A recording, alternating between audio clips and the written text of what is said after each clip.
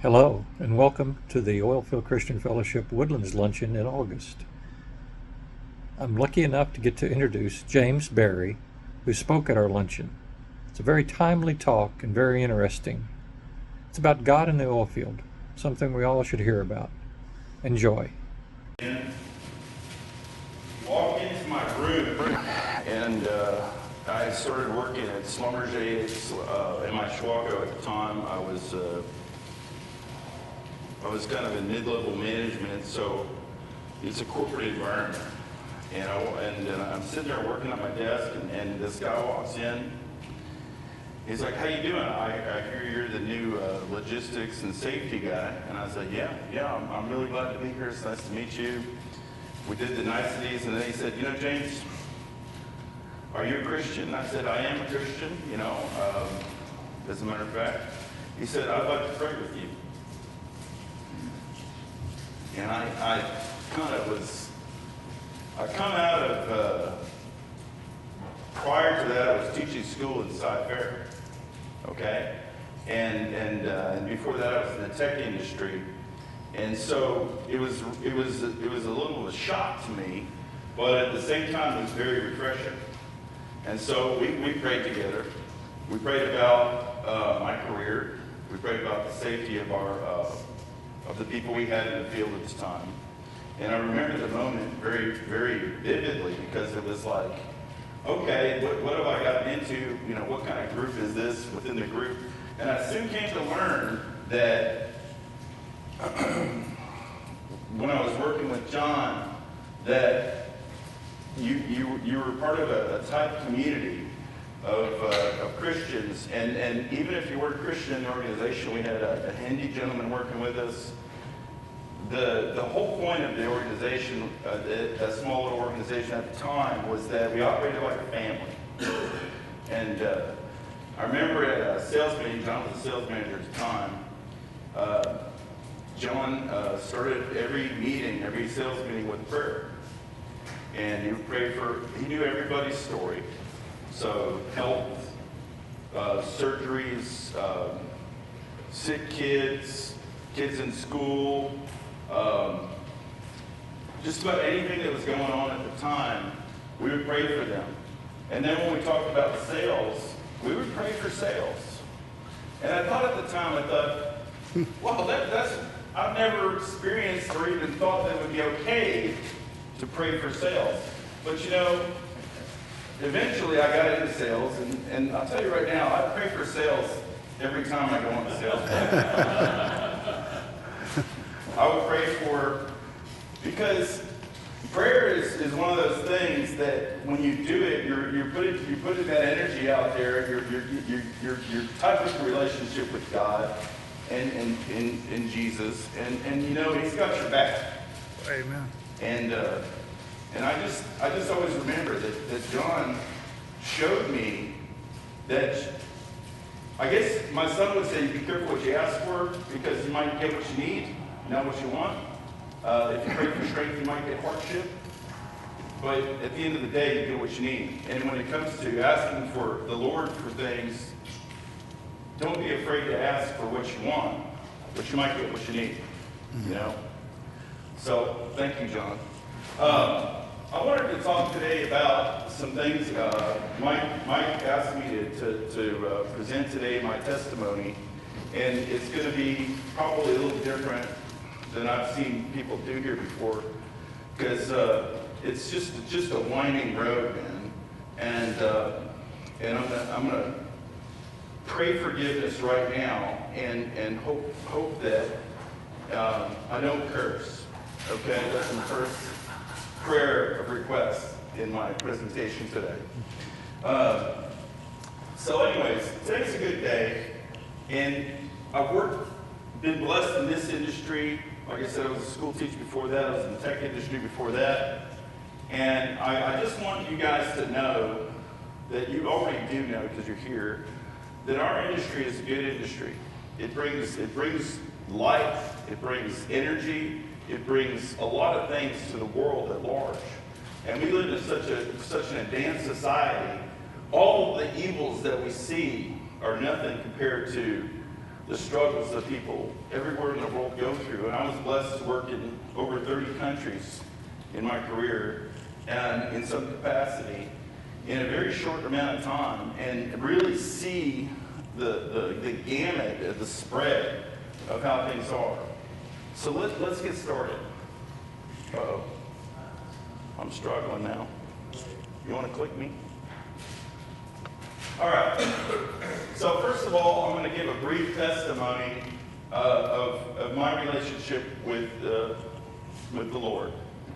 So in my life, I've had different careers, and each time that I've had a brush with God, it was a test of my faith through humility.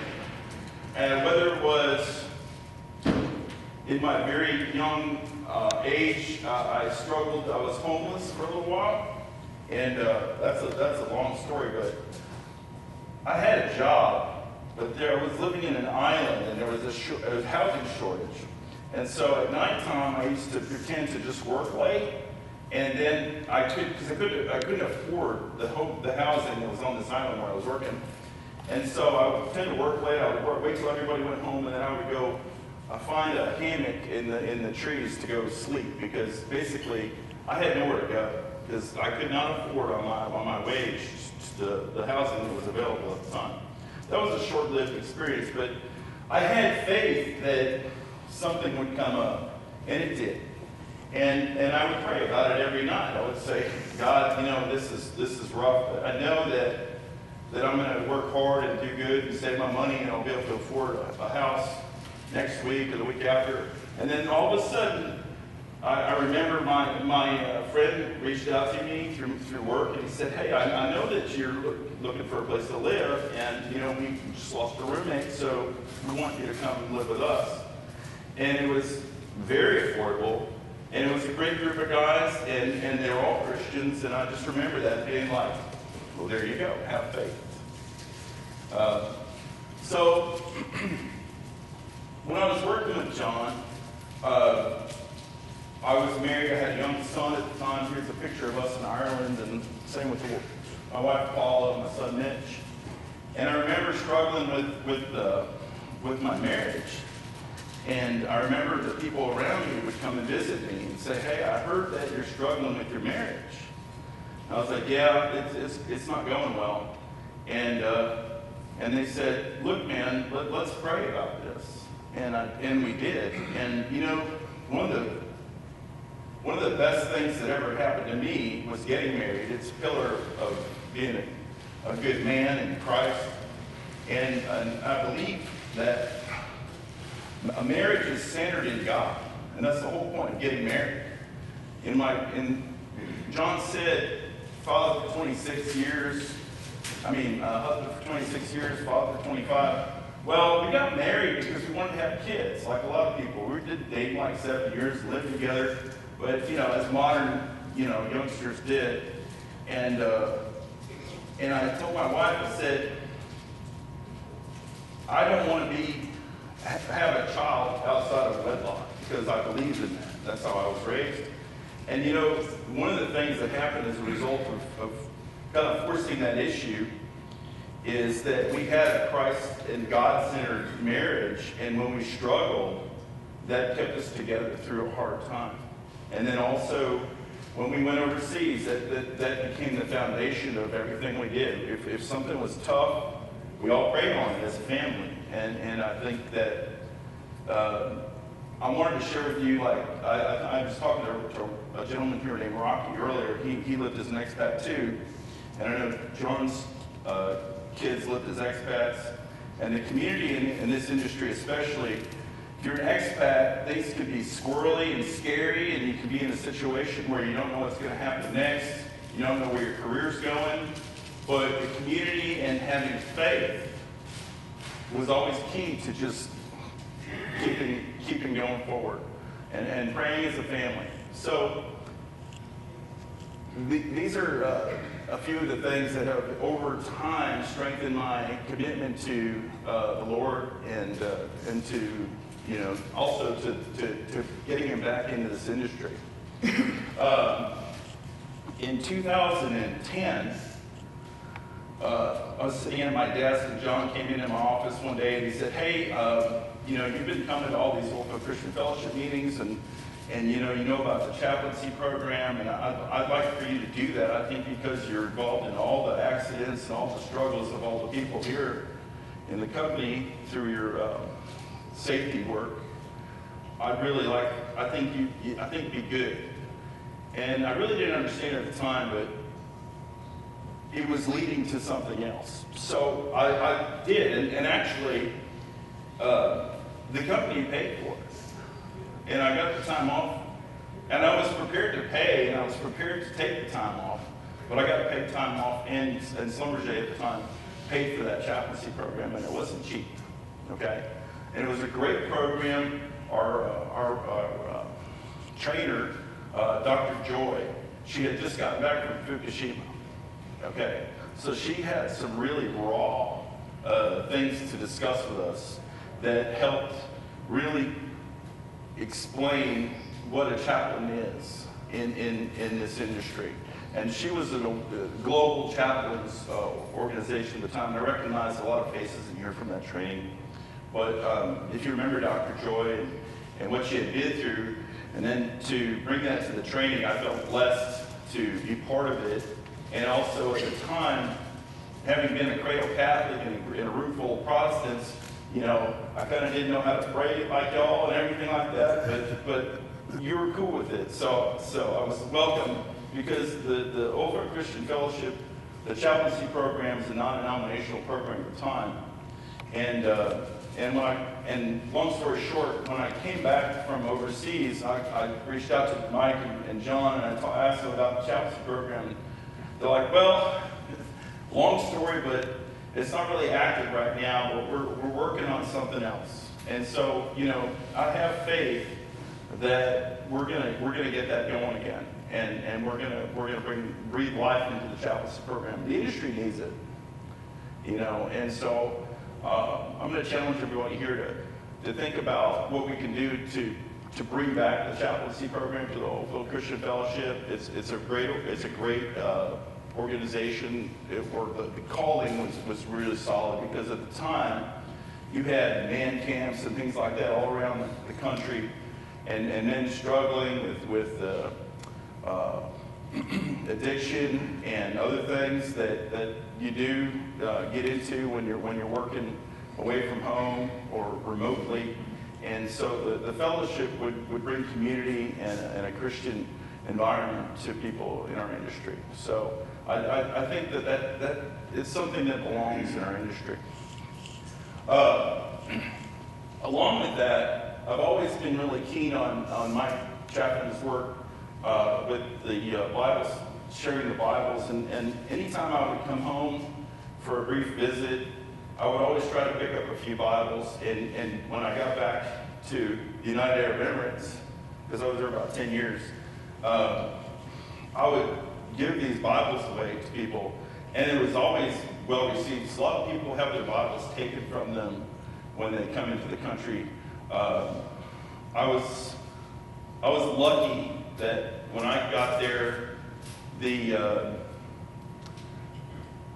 held on to them for a few weeks, but when I went and visited them, I promised not to proselytize, and that's what you have to do, because it's a punishment by death thing in most Arab countries. And so, that being said, about 3 years into that, the Catholic Church opened a diocese in Abu Dhabi, which is the first diocese to be opened in a Muslim country in probably more than 100 years. And I did learn about the interfaith chapels and things like that were going on, and because there's people there of faith in the Philippines and India and other places that they didn't care. They were not about to give up their faith for their job. So when they came over to work there, it was conceded that these people have got to pray, and they're gonna have church, and they're gonna sing, and they're gonna praise Jesus. And so they kind of gave into that, and then the expat community jumped in as well. as professionals, we wanted to go and bring our families and raise our kids like we were raised. And it was a really interesting thing. And having a few Bibles available to hand out to people who maybe they didn't bring them with them, maybe they were picked, maybe they were removed from them when they came into the country to work, or maybe they just needed one, they never had one, for other reasons. It was quite a gift. So, awareness of the world. Has anybody in here not seen that movie about Tim Hubbard and the Sound of Freedom that recently came out? The world is a cruel, dark place, and as Christians, we kind of bring something into it that's positive, right? And human trafficking, sex trafficking, these are all things that are occurring everywhere in the world. That movie is worthy of seeing many times, and the message. And I've listened to many of his interviews afterwards. Tim Hubbard, who the movie's based on, that Jim Caviezel plays, he's been to Africa to bust rings where they're breeding programs for these horrible situations. So again, we live in a very blessed place with where we can just order food and it comes, and we don't struggle to eat every day. But in other places in the world, people sell their children. People are in slavery of some description, modern version of it, and also human trafficking is huge. And I hate to say it, but it's taken advantage of all over the place by people in our industry especially, and in just visiting places, and you got to be aware that wherever you walk in the world, you leave an impression. So being aware of the sex trafficking industry and the human trafficking and the modern slavery, it's important to be aware of it, because it's in the shadows of everything we do these days. All these big businesses. So I don't want to leave you on a downer note. So I'm going to talk about my recent trip to Nigeria. And I was talking to Mike, and I said, hey, my friends, they all speak Igbo over there. A lot of Yoruba and Igbo people are in our industry, especially because it's kind of near the coast, near Port Harcourt and Lagos, and so to have a Bible written in their mother tongue. These people have seen Bibles all their life, but to have a Bible in their mother tongue was really special. So Mike had these Igbo Bibles, and I'll tell you, could you click the next one? I'm not. Oh, there it goes. Oh.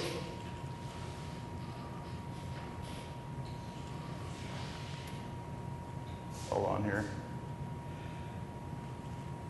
Okay, so I was blessed to all these gentlemen that you see above here.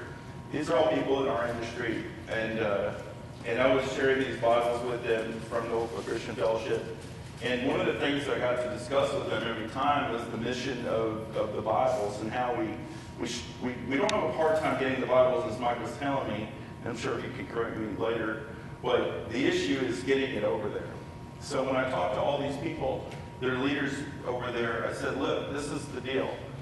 If you want to get more Bibles over here for your community, your family, your friends, in the native language, then we need to work together to start a process of getting them there.